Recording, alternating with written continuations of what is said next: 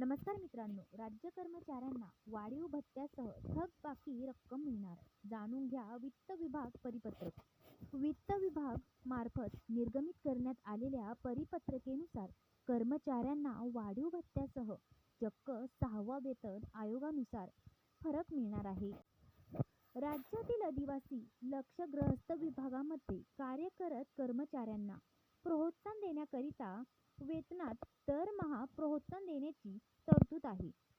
सदर तरतूद ही 5वा वेतन आयोगापासूनच करण्यात आलेली आहे, परंतु या संदर्भातील वेतन आयोगानुसार सुधारित शासन परिपत्रक निर्गमित करण्यात आलेले नाही.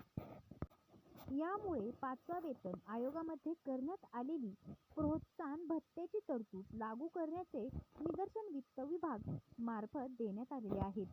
यानुसार आदिवासी लक्षग्रस्त विभागामध्ये वास्तव्य करणाऱ्या कर्मचाऱ्यांना 6वा 7वा वेतन आयोगापासून फरकासह मूळ वेतनात 15% किमान 200 रुपये किमान 1500 या मर्यादित प्रोत्साहन भत्ता अदा करण्याचे निर्देश देण्यात आलेले आहेत. यामुळे आता 6वा वेतन आयोगापासून म्हणजे सन 2006 पासून प्रोत्साहन भत्ता फरक कर्मचाऱ्यांना अदा केले जाणार आहेत.